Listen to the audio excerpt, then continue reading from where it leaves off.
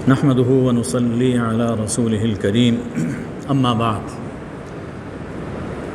اس وقت ہم قرآن پاک کو سمجھنے کی کوشش کرتے ہیں کہ اللہ تعالیٰ نے ہم نے جو کچھ سنا اس میں ہمیں کیا فرمایا گیا ہے۔ دیکھیے، قرآن پاک کے کچھ حقوق ہیں ہم پر، یہ اللہ کی بہت بڑی نعمت ہے، اور کائنات کی سب سے بڑی نعمت وہ قرآن ہے۔ کائنات کی سب سے بڑی دولت وہ قرآن ہے، جس کے لیے اللہ نے قرآن مجید میں فرمایا کہ قل بفضل اللہ وبرحمتہ فبذالک فلیفرحوا۔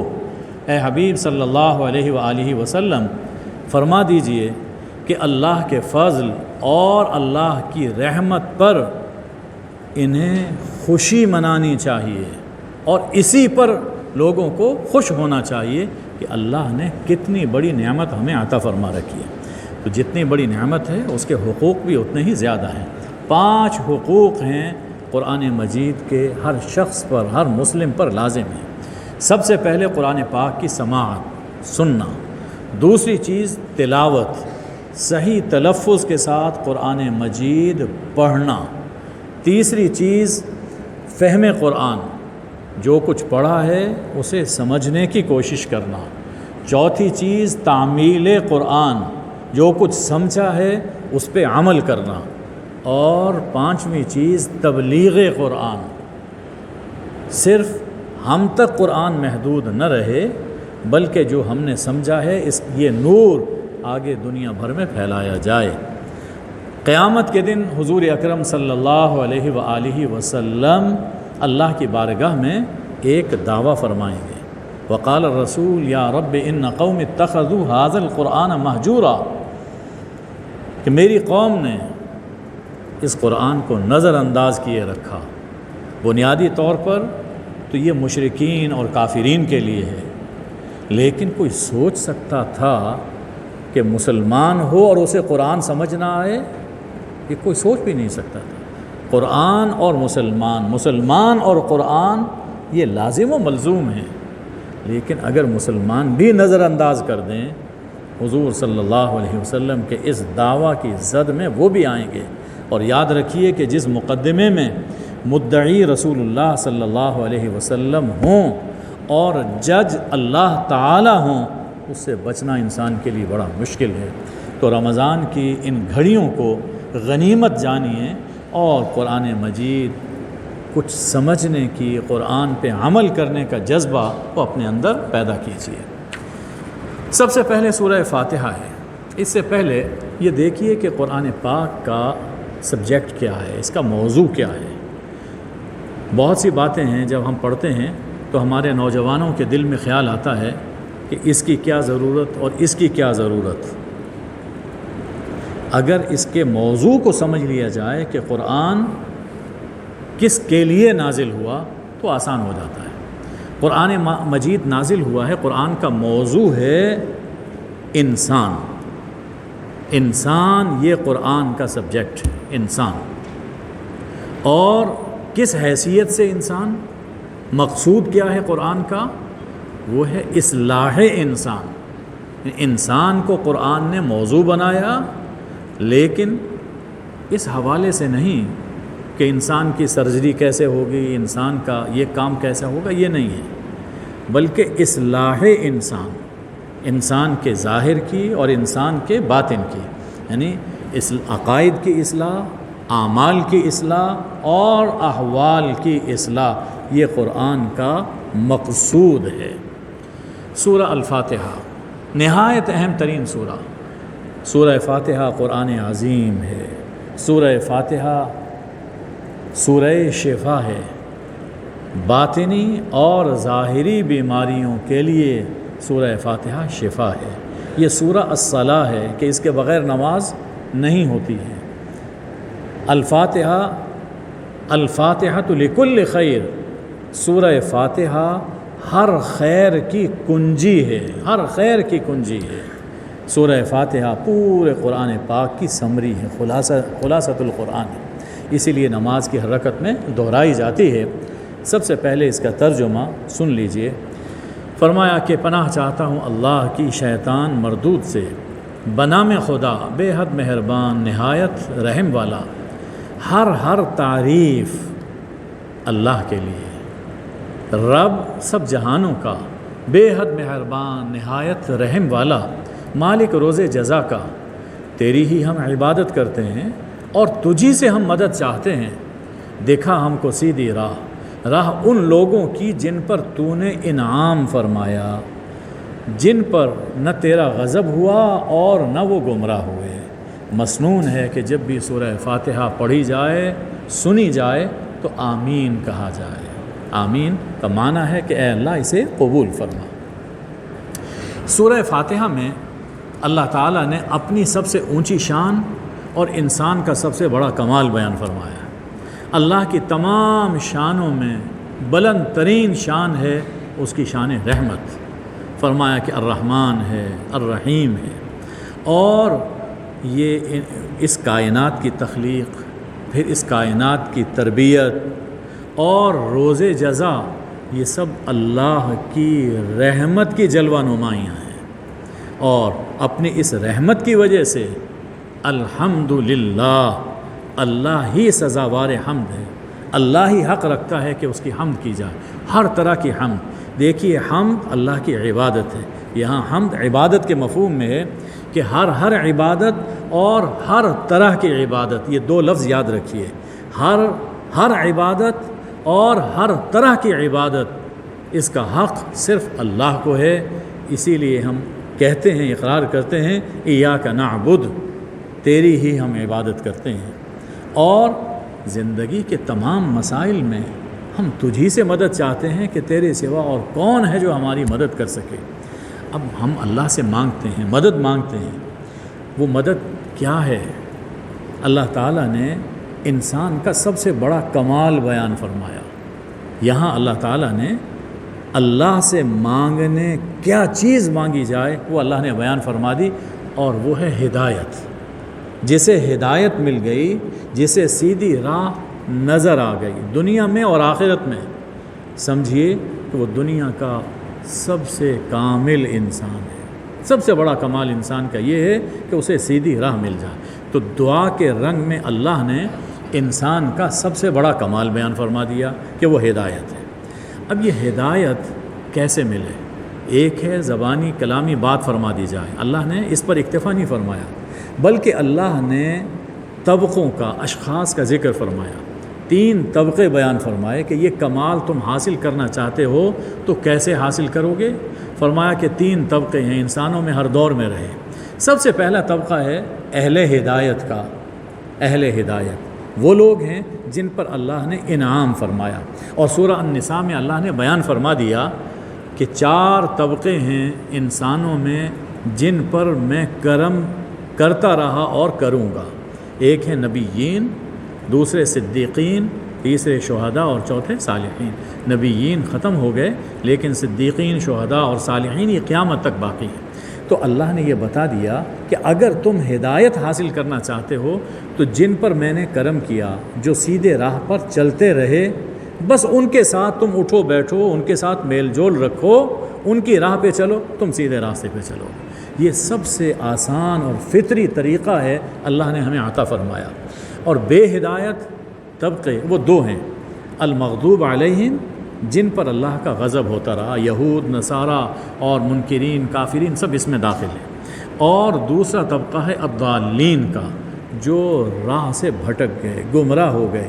یہ جتنے زندیق ہیں اور لبرلز ہیں، جو آج کل فیشن کے طور پر اپنے آپ کو سیکولر کہتے ہیں، یہ سب اس الضالین میں داخل ہیں۔ تو فرمایا کہ ایک طبقہ ہے اہل ہدایت کا، 2 طبقے ہیں بے ہدایت لوگوں کے۔ تو تم اہل ہدایت کے ساتھ جڑ جاؤ، اور جو بے ہدایت لوگ ہیں، خواہ وہ مغضوب علیہم ہوں یا وہ ضالین ہوں، تو ان کی صحبت سے بچو، تم سیدھی راہ پر رہو گے۔ یہ ایک فطری اور آسان طریقہ اللہ نے ارشاد فرما دیا۔ اس کے بعد سورہ البقرہ ہے۔ سورہ البقرہ قرآن پاک کی سب سے مفصل، طویل اور جامع سورہ ہے۔ اس میں اللہ تعالیٰ نے دین کے تقریباً سبھی احکام بیان فرما دیے ہیں۔ جو سورہ بقرہ سمجھ لیتا ہے، گویا کہ وہ دین کا بہت بڑا حصہ سمجھ لیتا ہے۔ خود صحابہ کرام اس صورت کو پڑھتے تھے۔ حضرت عمر نے فرمایا میں نے 2.5 سال سورہ بقرہ کے سمجھنے میں خرچ کی۔ وہ عرب تھے، ان میں قرآن نازل ہوا، تو فرماتے ہیں 2.5 سال میں نے اس کے لیے خرچ کیے۔ تو سورہ بقرہ میں ایک یہ فضیلت بھی بیان کی جاتی ہے کہ اگر کسی گھر میں آسیب ہے تو سورہ بقرہ کی تلاوت کی جائے تو آسیب بھاگ جائے گا۔ ہم لوگوں نے کیا کام شروع کیا؟ ٹیپ ریکارڈر آن کر کے اور آسیب بھگانا شروع کر دیتے ہیں۔ یہ نہیں ہے طریقہ۔ یہ جتنے فضائل بیان ہوتے ہیں ان کا مقصد یہ ہوتا ہے کہ ہم اس قرآن کو پڑھیں اور اس پہ عمل کریں۔ تو جس گھر میں سورہ بقرہ پر عمل ہوتا ہے اس گھر میں آسیب اور شیاطین کا ڈیرا نہیں ہو سکتا۔ یہ نہیں ہے کہ ٹیپ ریکارڈر آن کر دیا جائے اور انسان چلا جائے اور خود اپنے کاموں میں اور باتوں میں اور ٹی وی دیکھنے میں مصروف رہے، اس سے کوئی اثر نہیں ہوتا ہے۔ سورہ بقرہ کی ابتدائی 20 آیات سورہ الفاتحہ کے 3 طبقوں کا جواب ہے، یعنی الفاتحہ دعا ہے، پورا قرآن جواب دعا ہے۔ تو سورہ بقرہ کی ابتدائی 20 آیتوں میں اللہ تعالیٰ نے ان 3 طبقوں کے احوال بیان فرمائے جن کا ابھی ذکر ہوا، انعام یافتہ لوگ اور غضب یافتہ لوگ اور گمراہ لوگ۔ تو فرمایا کہ جن لوگوں پر میں کرم کرتا ہوں ان کے عقائد اور اعمال کیا ہوتے ہیں۔ نمبر 1، متقین وہ لوگ ہیں، ہدایت یافتہ وہ لوگ ہیں جو اللہ اور رسول صلی اللہ علیہ وسلم کے بتلانے پر بن دیکھے ایمان لاتے ہیں۔ دیکھ کر ایمان لایا تو اپنی آنکھوں پہ ایمان لایا، بن دیکھے ایمان لاتے ہیں، یعنی اپنی خواہش، اپنے مشاہدات سے بڑھ کر قرآن اور رسول اللہ صلی اللہ علیہ وسلم کے فرمان پر یقین رکھتے ہیں۔ 2، نماز قائم کرتے ہیں۔ 3، اللہ کے دیے ہوئے مال سے اللہ کی راہ میں خرچ کرتے ہیں۔ 4، رسول اللہ صلی اللہ علیہ وسلم پر نازل شدہ کتاب اور احکام پر بھی ایمان رکھتے ہیں، اور آپ سے پہلے جو کتابیں نازل ہوئیں نزول کے مطابق ان پر بھی ایمان رکھتے ہیں، اس لیے کہ دین حضرت آدم سے لے کر حضرت محمد صلی اللہ علیہ وآلہ وسلم تک ایک ہی رہا۔ ان الدین عند اللہ الاسلام۔ اور 5ویں چیز، آخرت پر ایمان رکھتے ہیں۔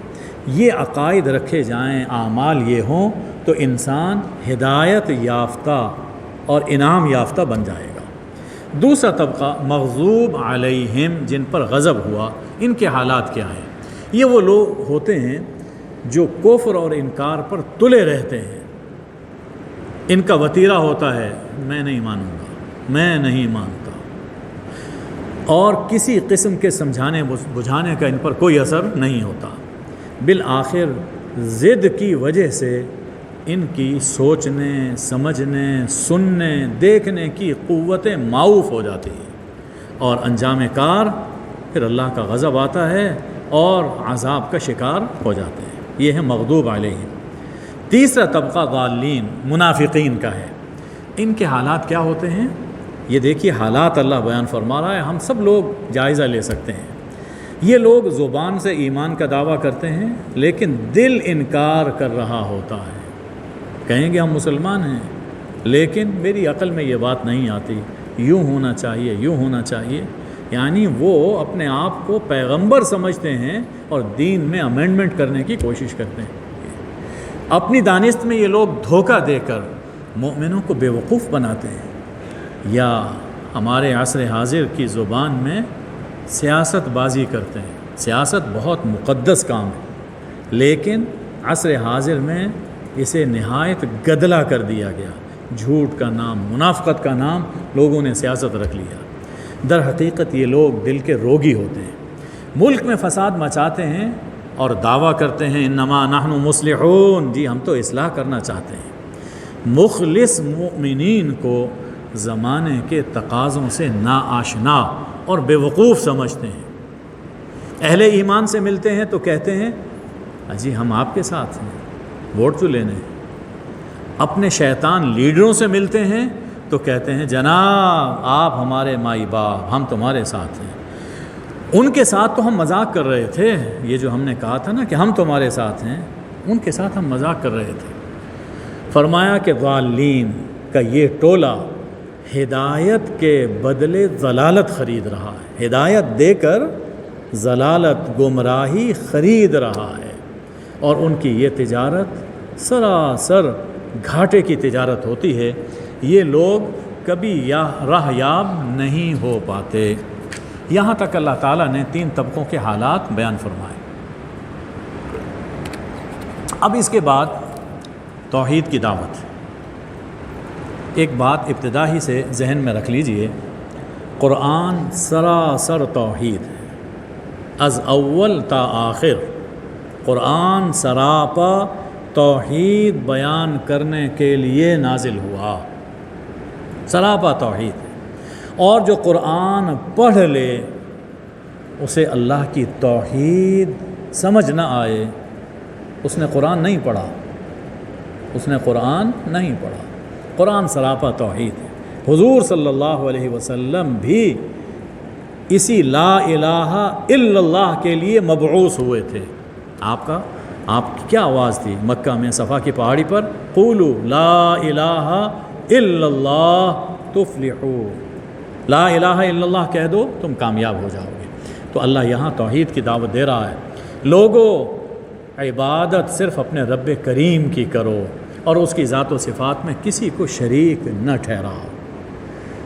قرآن ناقابل چیلنج اور بے مثال کتاب ہے، اور اپنی اعجازی شان کے ساتھ جس رسول صلی اللہ علیہ وسلم پر نازل ہوئی اس کی رسالت اور ان کی صداقت کی دلیل ہے۔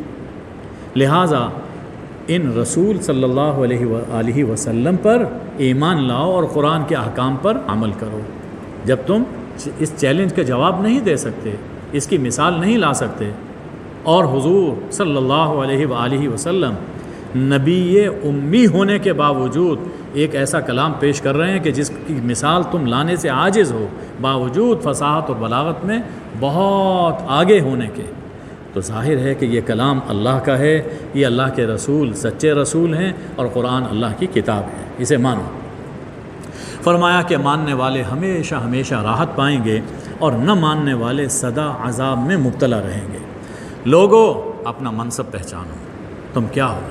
اللہ نے تمہیں زمین پر کیا بنا کر بھیجا؟ اللہ نے تمہیں فرمایا کہ ہم نے تمہیں خود پیدا کیا اور تمہیں مسجود ملائکہ بنایا کہ فرشتوں سے تمہیں سجدہ کروایا، اور پھر اس خطۂ ارضی پر تمہیں خلافت سے سرفراز فرمایا تاکہ تم، خلیفہ کا معنی کیا ہے کہ تم سب سے پہلے اپنے اوپر اور پھر جہاں جہاں تمہارا دائرہ اختیار ہے اس میں اللہ کا حکم نافذ کرو۔ یہ ہمارا منصب ہے جو اللہ نے ہمیں عطا فرمایا ہے۔ اس کے بعد اللہ تعالیٰ نے بنی اسرائیل کے احکام، انعام اور ان کے جرائم کا تفصیل سے ذکر فرمایا۔ اس حوالے سے در حقیقت ہمیں یہ سمجھایا جا رہا ہے کہ تم احکام پر عمل کرتے رہنا، انعامات کی قدر کرنا اور ان جرائم سے بچنا جن کی وجہ سے بنی اسرائیل امامت کے منصب سے معزول ہوئے، ان جرائم سے بچنا۔ بنی اسرائیل کو احکام دیے گئے، سب سے پہلے ان کا ذکر ہے۔ نمبر 1، میری نعمتوں کو یاد رکھو، میری نعمتوں کو یاد رکھو۔ دوسری چیز، مجھ سے کیے ہوئے عہد پورے کرو، مجھ سے کیے ہوئے وعدے پورے کرو۔ بس اپنے ذہن میں سوچتے جائیے کہ ہم نے اور پاکستانی قوم نے اللہ سے کیا کیا وعدے کیے ہیں۔ تیسری چیز، میرے نازل کردہ احکام کو مانو، دنیا حاصل کرنے کے لیے دین کو فروخت نہ کرو۔ 4، حق اور باطل کو آپس میں گڑمڑ نہ کرو، حق پر پردے مت ڈالو۔ 5، نماز قائم کرو۔ 6، زکوٰۃ دیتے رہو۔ 7، فرما برداروں کے ساتھ مل کر فرما برداری کرتے رہو، وہی بات کہ صراط الذین انعمت علیہم، انعام یافتہ لوگوں کے ساتھ مل کر رہو۔ 8، لوگوں کو نیکی کی تلقین کرنا اور خود عمل نہ کرنا، یہ بے عقلی ہے۔ عقل مند آدمی جو کہتا ہے اس پر عمل کرتا ہے۔ 9 مشکلات میں صبر اور نماز سے مدد حاصل کرو۔ 10 اس دن کی حاضری سے ڈرتے رہو جس دن کوئی شخص کسی کے کام نہ آ سکے گا، نہ کوئی سفارش چلے گی، نہ کوئی فدیہ قبول ہوگا، اور نہ ہی کوئی زبردستی چھڑا سکے گا۔ یہ 10 احکام اللہ نے بنی اسرائیل کو فرمائے، یہ ہمارے لیے بھی ہے۔ اس کے بعد بنی اسرائیل پر جو انعامات فرمائے تھے ان کا ذکر ہے۔ نمبر 1 بنی اسرائیل دیکھو ہم نے تمہیں آل فرعون سے نجات دی۔ نمبر 2 سمندر چیر کر تمہیں بچایا، سمندر چیر کر تمہیں بچایا اور آل فرعون کو تمہاری نگاہوں کے سامنے غرق کیا۔ 3 موسیٰ علیہ السلام طور پر آئے، تم نے پیچھے بچڑے کی پوجا شروع کر دی، پھر بھی ہم نے تمہیں معاف کر دیا اور توبہ قبول فرمائی۔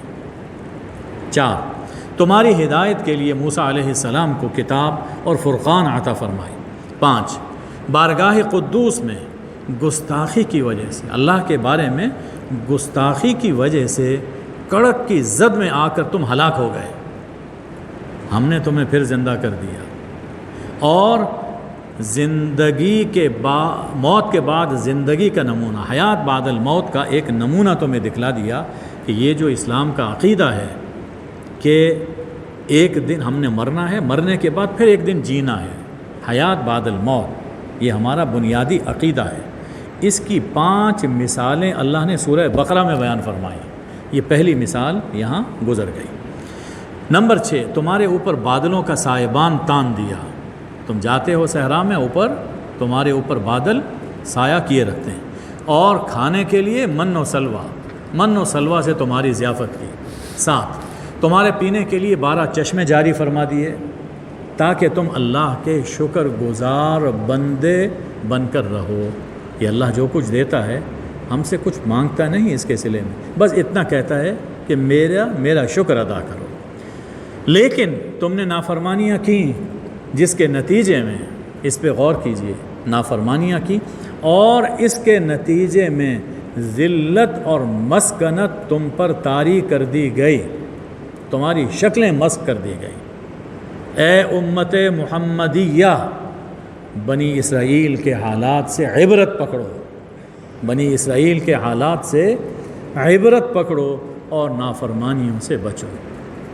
صاحبو، کوئی قوم اللہ کی لاڈلی نہیں ہے، بنی اسرائیل کو یہی ناز تھا، نحن احب، ہم اللہ کے محبوب ہیں، ہم اللہ کے بیٹوں کی طرح ہم اللہ کو پیارے ہیں۔ حال ان کا سن لیا، ذلت اور مسکنت۔ ہمیں اللہ نے سب سے بڑے پیغمبر عطا فرمائے، بے مثال کتاب عطا فرمائے، لیکن اللہ کا کرم تبھی ہوگا جب ہم ان نعمتوں کی قدر کریں گے، ان کا شکر کریں گے، اور اگر ناقدری کریں گے تو جو سزا بنی اسرائیل کو ملی وہ سزا ہمارے لیے بھی ہے۔ ہم لاڈلے نہیں ہیں کہ جو چاہے کرتے رہیں اور اللہ ہم پر نوازش ہی فرمائے گا، ایسا نہیں ہے۔ اس کے بعد گائے ذبح کرنے کا واقعہ بیان ہوا۔ ایک شخص قتل ہو گیا، قاتل کا پتہ نہیں چل رہا تھا، حضرت موسیٰ علیہ السلام کے پاس آئے، فرمایا کہ ایک گائے ذبح کرو اور اس مقتول کا جسم، اس کا ہاتھ اس کے ساتھ مس کر دو، اس کے ساتھ لگاؤ، تو مقتول زندہ ہو کر بتا دے گا۔ چنانچہ ایسا ہی ہوا۔ یہاں سورہ بقرہ میں حیات بعد الموت کا یہ دوسرا واقعہ ہے، اور اس موقع پر حکم صرف یہ ہوا تھا کہ گائے ذبح کرو، کوئی سی گائے ذبح کرتے، لیکن ان لوگوں نے قیل و قال شروع کی، کیسی ہو، رنگ کیسا ہو، یہ ہو، عمر کتنی ہو۔ جتنا سوال کرتے گئے پابندی بڑھتی چلی گئی، اور چنانچہ بہت مہنگے داموں وہ گائے خریدنی پڑی۔ تو اس سے یہ سبق حاصل ہوتا ہے کہ بے جا قیل و قال انسان کی پابندیوں اور تکلیفوں میں اضافہ کرتی۔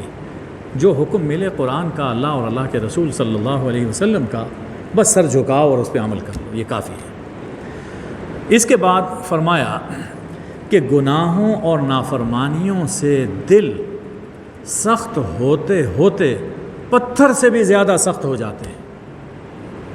آیات کا حاصل یہ، پتھر سے بھی زیادہ سخت، پھر کوئی نصیحت کارگر نہیں ہوتی، اس لیے گناہوں سے بچتے رہنا چاہیے، اور گناہ ہو جائے تو فوراً توبہ سے دل کو دھو لینا چاہیے، ایمان اور عمل صالح کے ساتھ زندگی بسر کرنی چاہیے۔ پھر اللہ تعالیٰ نے بنی اسرائیل کے ساتھ اپنے میثاق کا ذکر فرمایا۔ بنی اسرائیل سے اللہ تعالیٰ نے کچھ عہد و پیمان لیے تھے، یہ عہد و پیمان ہم سے بھی لیے گئے ہیں۔ نمبر 1، اللہ کے سوا کسی کی عبادت اور بندگی نہ کرو گے، ہم پر بھی لازم ہے لا الہ الا اللہ۔ میں نے عرض کیا نا کہ پورے قرآن میں توحید ساتھ ساتھ چل رہی ہے۔ 2، والدین کے ساتھ حسن سلوک کرتے رہو گے۔ 3، اسی طرح قرابت داروں، یتیموں اور مسکینوں سے بھی حسن سلوک کرتے رہو گے۔ 4، لوگوں سے بات خوش کلامی اور کشادہ دلی سے کرو گے، یہ اللہ ہم سے تقاضا کرتا، قولوا للناس حسنا، اچھے انداز میں بات کرو، کشادہ دلی سے، فراخ دلی سے کام کرو۔ 5، نماز قائم رکھو گے۔ 6، زکوٰۃ دیتے رہو گے۔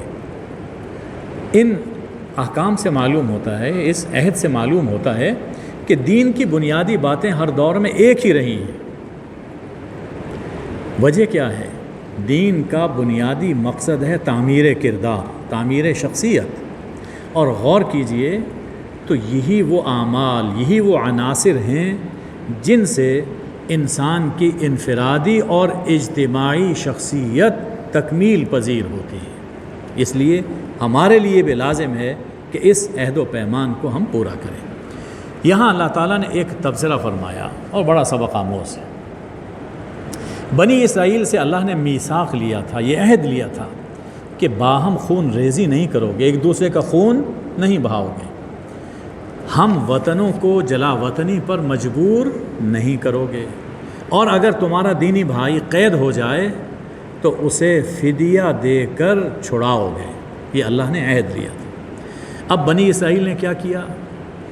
دنیاوی مفادات کے لالچ میں خون ریزی اور جلا وطنی کے حکم پر تو عمل نہ کیا، اپنے بھائیوں کا خون بھی بہایا اور ان کو وطن سے بے وطن بھی کیا۔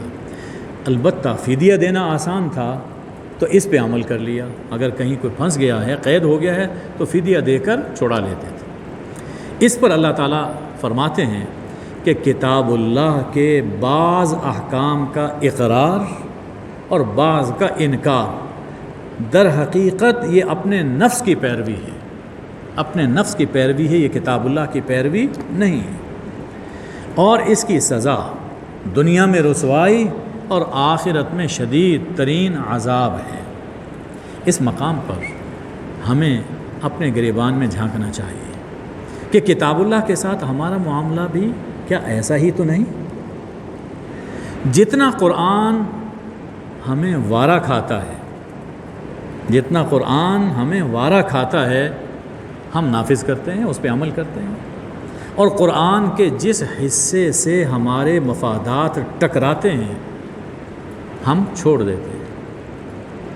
پورے عالم اسلام میں یہی حالات ہیں، پورے عالم اسلام میں۔ اس لیے آج اگر ملت زبوں حالی کا شکار ہے، ذلت میں پڑی ہوئی ہے، اور کافر قومیں ان پہ چڑھائی کیے ہوئے ہیں، پھندا ٹائٹ کر رہی ہیں، اس پر کسی کو تعجب نہیں ہونا چاہیے، اس لیے کہ یہ جو کچھ ہوتا ہے، جو کچھ ہم کرتے ہیں، وہی نتیجے ہیں جو ہمارے سامنے آ رہے ہیں، اور یہ سب نتائج ہیں ہمارے اعمال کے۔ موسیٰ علیہ السلام کے بعد بنی اسرائیل میں بہت سے رسول آئے، آخر میں عیسیٰ ابن مریم علیہ السلام آئے، لیکن بنی اسرائیل نے اللہ کے رسولوں کی پرواہ نہیں کی، تکبر کیا، اپنے نفس کو اپنا امام بنایا، اپنے نفس کو اپنا امام بنایا، یہاں تک کہ آخری کتاب اور آخری رسول آ پہنچے، باوجود کہ حضور صلی اللہ علیہ وآلہ وسلم کو خوب پہچانتے تھے، لیکن حسد اور ضد کی وجہ سے ماننے سے انکار کر دیا، نہیں مانا۔ ایک تو حسد کہ یہ ہمارے اندر کیوں نہیں آئے، اور چونکہ نہیں آئے اس لیے پہچان رہے ہیں لیکن پھر بھی ضد کی وجہ سے انکار کر رہے ہیں۔ نتیجہ کیا ہوا کہ اللہ کی لعنت اور غضب کے حقدار بنے۔ اس سے یہ معلوم ہوا کہ ضد، حسد اور تعصب انسان کو بہت سی نعمتوں اور سعادتوں سے محروم کر دیتا ہے۔ اس لیے انسان کو ہر وقت اپنے نفس کا احتساب کرتے رہنا چاہیے۔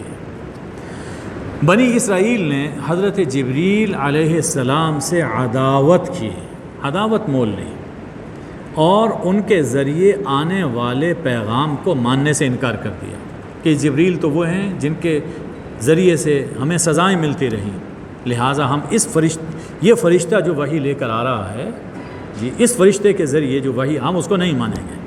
اس کے جواب میں اللہ تعالیٰ نے فرمایا کہ جبریل میکائیل جو کچھ کرتے ہیں ہمارے حکم سے کرتے ہیں۔ تو جبریل، میکائیل اور اللہ کے دوسرے فرشتوں اور رسولوں سے عداوت رکھنا، دشمنی رکھنا، یہ در حقیقت اللہ سے عداوت اور اللہ سے دشمنی ہے۔ اس مقام پر ہمیں ایک اور حدیث وہ ذہن میں لانی چاہیے۔ حدیث قدسی ہے، اللہ جل شانہ نے فرمایا کہ جو شخص میرے کسی ولی، میرے کسی دوست سے دشمنی مول لیتا ہے تو میری طرف سے اس کے لیے اعلان جنگ ہے، میں خود اس کو سزا دوں گا۔ اس لیے انبیاء، فرشتے، صحابہ، اہل بیت، اولیاء، صلحاء کے بارے میں گفتگو کرتے ہوئے نہایت محتاط پیرایا اختیار کرنا چاہیے، کہیں بے ادبی نہ ہو جائے۔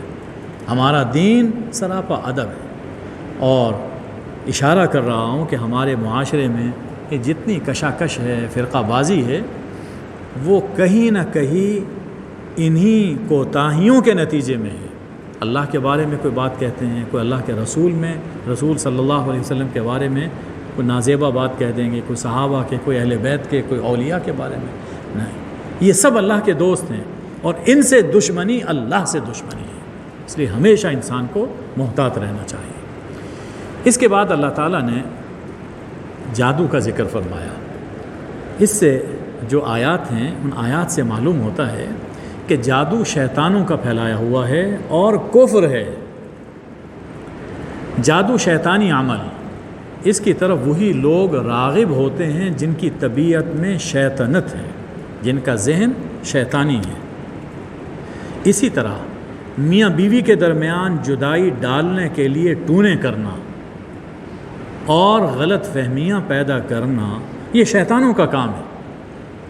کبھی شیطان جنی روپ میں ہوتے ہیں اور کبھی یہ شیطان انسانی روپ میں ہوتے ہیں۔ یہ کالے، پیلے، نیلے عمل کرنے والے، یہ سب وہی شیطان، من الجنۃ والناس، یہ سب چیزیں حرام ہیں، حرام۔ ارشاد ہے کہ مومنوں، رسول اللہ صلی اللہ علیہ وسلم سے راعنا نہ کہو، انظرنا کہو۔ راعنا کے مفہوم میں غلط فہمی ہو سکتی تھی، سوء ادب کا کوئی پہلو وہ پیدا ہو سکتا تھا، اور یہود اسی بے ادبی کی نیت سے یہ لفظ استعمال کرتے تھے۔ لفظی طور پر معنی ٹھیک ہے، لیکن چونکہ یہود کی نیت اور ہوتی تھی اور اس میں سوء ادب پیدا ہو سکتا تھا وہ معنی، تو اللہ نے فرمایا یہ لفظ ہی چھوڑ دو۔ جب حضور صلی اللہ علیہ وآلہ وسلم کو اپنی طرف متوجہ کرنا مطلوب ہو، آپ کی توجہ مطلوب ہو، رائنا کا لفظ نہ کہو، بلکہ عرض کرو کہ انظرنا یا رسول اللہ، یا رسول اللہ ہم پر نظر کرم فرمائیے، انظرنا، تاکہ اس میں بے ادبی کا کوئی پہلو پیدا ہی نہ ہو۔ ابھی وہ بات جو پہلے میں نے عرض کی، یہ آیت بھی اسی کو بیان کر رہی ہے۔ تو معلوم ہوا کہ بارگاہ رسالت صلی اللہ علیہ وسلم کے بارے میں ہر پہلو دار اور ذو معنی قول اور عمل اختیار کرنا یہ حرام ہے، اس سے بچنا لازم ہے۔ ادب رسالت بہت ضروری ہے، بہت ضروری ہے۔ پھر فرمایا کہ امت اسلامیہ، اہل کتاب یہود اور نصارہ کا مشن یہ ہے کہ تمہیں کافر بنا دیں۔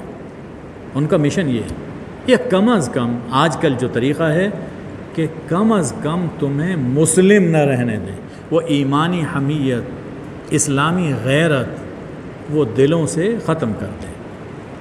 یہ تم سے حسد کرتے ہیں، اس لیے ان کی چالوں سے اور ان کے مشنری پروگراموں سے ہوشیار رہنا چاہیے۔ ارشاد ہے کہ اصل دین ہمیشہ سے اسلام ہے۔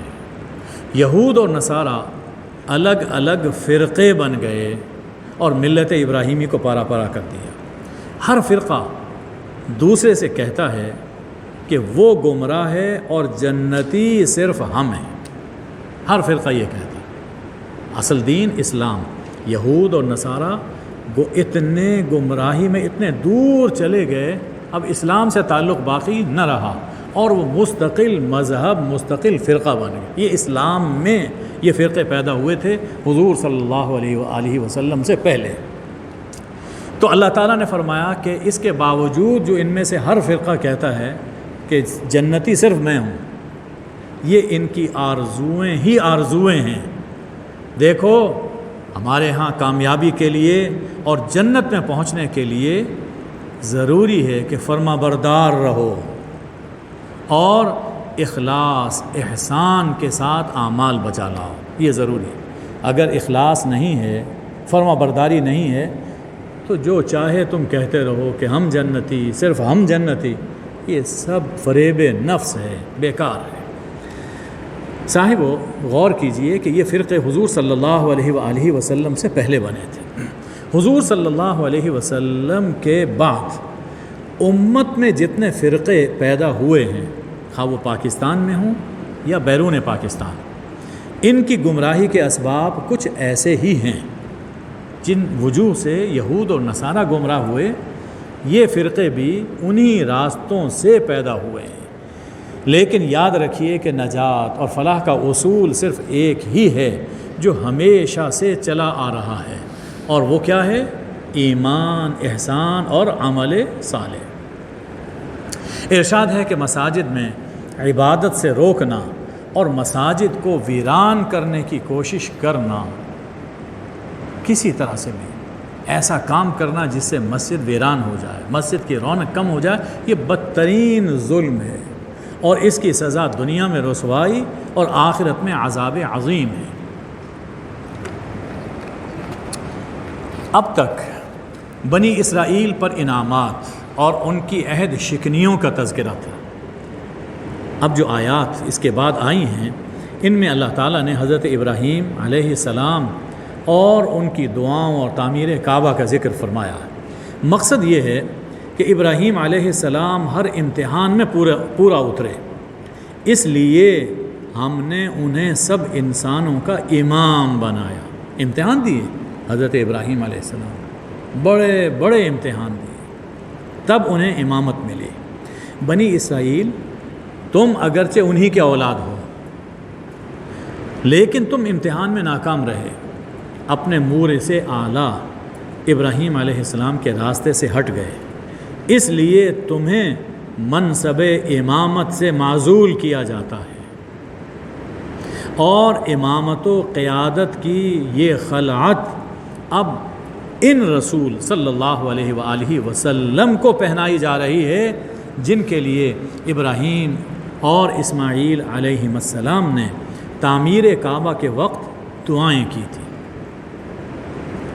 دین ابراہیمی سراپا اسلام ہے، بس اللہ کے ہر حکم کے سامنے سر جھکا دینا، یہ ہے اصل میں اسلام، اور یہی دین ابراہیمی ہے۔ بنی اسرائیل، تمہیں تمہارے آباء و اجداد مسلسل اسی کی نصیحت و وصیت کرتے رہے۔ حضرت یعقوب علیہ السلام کی وصیت کا اللہ نے ذکر فرمایا، لیکن تم نے مختلف فرقے بنا لیے اور سفاہت و حماقت کا مظاہرہ کیا۔ اب وہ رسول صلی اللہ علیہ وآلہ وسلم آ گئے ہیں جو ٹھیک ٹھیک ابراہیمی اسوے کے حامل ہیں۔ اب اگر کامیابی چاہتے ہو تو ان پر ایمان لے آؤ، اور ایمان بھی ویسا لاؤ جیسا ان کے اہل بیت اور صحابہ ایمان لائے۔ فَإِنْ آمَنُوا بِمِثْلِ مَا آمَنْتُمْ بِهِ فَقَدْ اهْتَدَوْا، ورنہ ہمیشہ ذلیل و خوار رہو گے اگر انہوں نے، رسول اکرم صلی اللہ علیہ وآلہ وسلم نے بیت المقدس کی بجائے اپنا قبلہ کعبہ ٹھہرا لیا ہے۔ آپ کو معلوم ہے کہ مدینہ شریف جب آئے تھے تو رخ بیت المقدس کی جانب ہوتا تھا، 16-17 ماہ کے بعد پھر بیت اللہ کی جانب رخ ہوا۔ تو اگر انہوں نے اپنا قبلہ کعبہ کو بنا لیا، بیت المقدس سے رخ پھیر لیا ہے، تو تمہیں اس پہ کیوں تعجب ہو رہا ہے؟ اس پہ طعنہ زنی کیوں کر رہے ہو؟ یہ سب ہمارے حکم سے ہوا، یہ سب ہمارے حکم سے ہوا، اور ہمارے ہاں جہت اور سمت کی اہمیت نہیں ہے بلکہ اطاعت کی اہمیت۔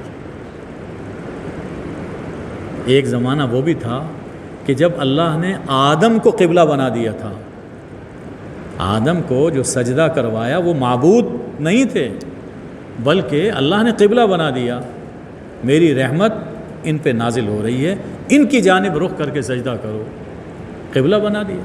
تو جب چاہے کسی چیز کو اپنا قبلہ بنا دے۔ تو اللہ کے یہاں جہت اور سمت کی قدر نہیں ہے بلکہ قدر ہے اللہ کی فرمانبرداری کی۔ مسلمانوں، تم کافروں کے طعنوں کی پرواہ نہ کرو، ہم نے تمہیں امت وسط بنایا، یعنی ہر معاملے میں اعتدال سے نوازا، اور تم روئے زمین پر ہمارے اور ہمارے دین کے شہداء ہو، ہمارے دین کے گواہ ہو۔ اور گواہ تو وہی ہوتا ہے کہ جو خود بھی عمل کرے، خود عمل کر کے بتائے کہ یہ دین حق ہے۔ لہٰذا ہر خوف سے آزاد ہو کر دین کا کام کرو، ہر خوف سے آزاد ہو کر دین پہنچاؤ۔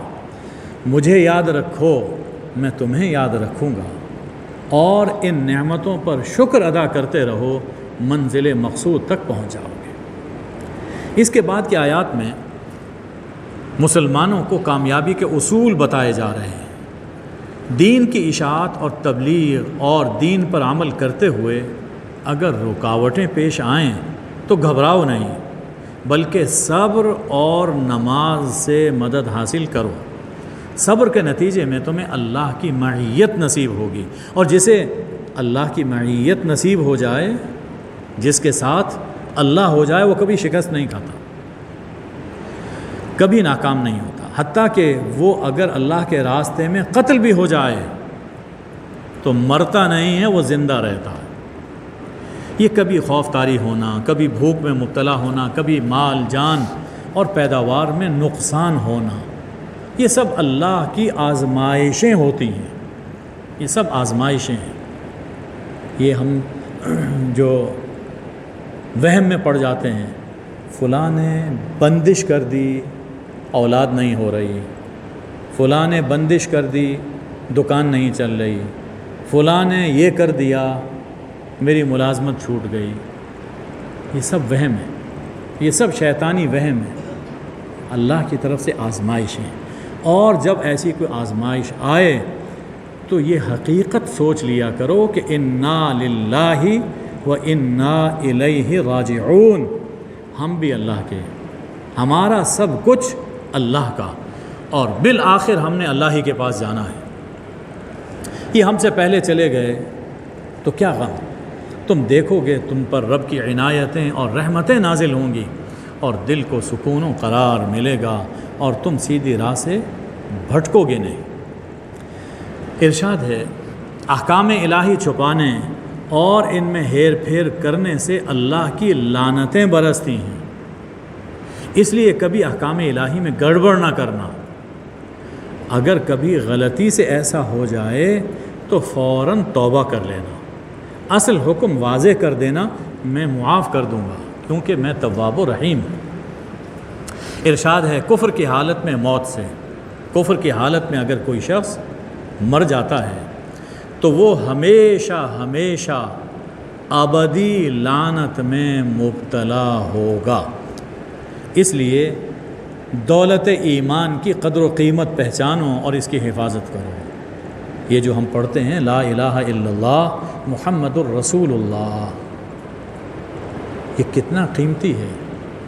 قیامت کے دن پوری دنیا زمین و آسمان کی دولتیں دے دی جائیں اور کہا جائے کہ یہ کلمہ کہیں سے مجھے مل جائے، نہیں ملے گا۔ آسمان و زمین کی تمام دولتوں سے یہ کلمہ زیادہ قیمتی ہے، لیکن آج ہمیں اس کی قدر نہیں ہے۔ اس کے نتیجے میں اگر خدا نخواستہ اس سے انسان محروم ہو جاتا ہے، ہمیشہ ہمیشہ جہنم میں، ہمیشہ ہمیشہ لعنت میں۔ ارشاد ہے تمہارا معبود صرف ایک ہی معبود ہے۔ دیکھیے پھر توحید آ گئی۔ تمہارا معبود صرف ایک ہی معبود ہے۔ کائنات کی وسعتوں اور اس کی قدرتوں پر نظر ڈالو، ہر چیز اس ازلی حقیقت کی طرف تمہاری رہنمائی کرے گی کہ تمہارا معبود صرف ایک ہی معبود ہے۔ ہاں یہ ضروری ہے کہ عقل استعمال کرو، ذرا سوچو۔ انسان اس وقت بھٹکتا ہے جب دل میں غیر اللہ کی محبت پیدا ہو جائے۔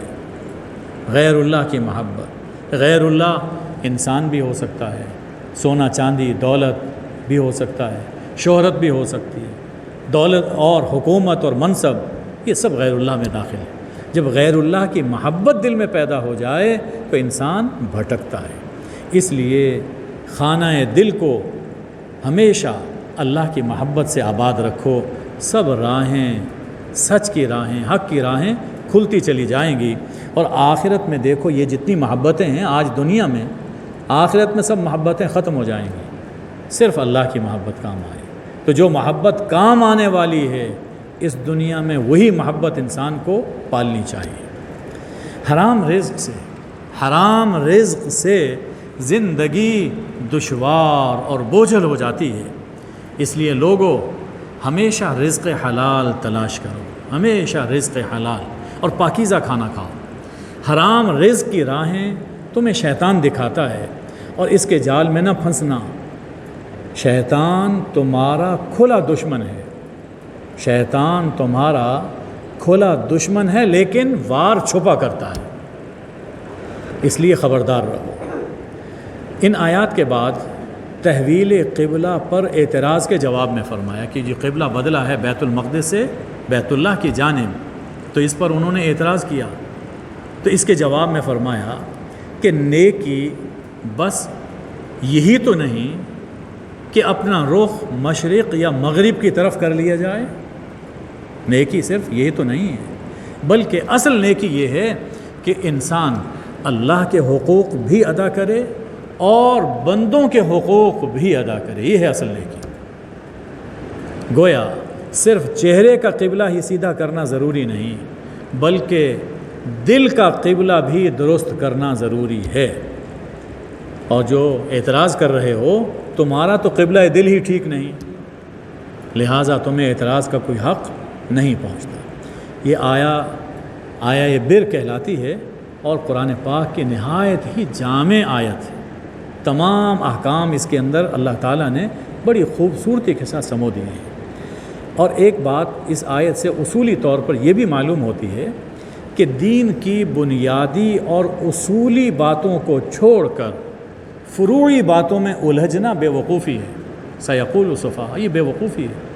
اور غور کیجئے حالات پر، یہ جتنی کشمکش ہے، جتنے جھگڑے ہیں، وہ سب اسی بے وقوفی کے نتیجے میں ہیں کہ جن باتوں کی اللہ کے یہاں پوچھ ہونی ہے اس کی فکر نہیں، اور جن باتوں کی نہ قبر میں پوچھ نہ آخرت میں پوچھ، اس کے لیے آپس میں جھگڑے ہیں، لڑائیاں ہیں، گالیاں ہیں ایک دوسروں کو۔ یہ سراسر سفاہت کا، حماقت کا رویہ ہے۔ اللہم صلی علی سیدنا و مولانا محمد النبی الامی و آلہ وبارک وسلم۔ اے اللہ، ہم نے جو کچھ سنا ہمیں اس پہ عمل کرنے کی توفیق عطا فرما۔ اے اللہ، کتاب اللہ کی محبت ہمارے دلوں میں پیدا فرما، رسول اللہ صلی اللہ علیہ وسلم کی محبت، ادب، اطاعت عطا فرما۔ اے اللہ، رمضان اور قرآن کے وسیلے سے ہماری سب مشکلات کو آسان فرما، سب بیماروں کو سب بیماریوں سے شفائے کامل عاجل عطا فرما۔ اے اللہ، صحت اور ہمت کے ساتھ ہمیں رمضان مبارک کی سب عبادتیں ادا کرنے کی توفیق عطا فرما۔ وصلی اللہ وبارک وسلم علی حبیبہ سیدنا محمد و آلہ الطیبین الطاہرین، آمین یا ارحم الراحمین۔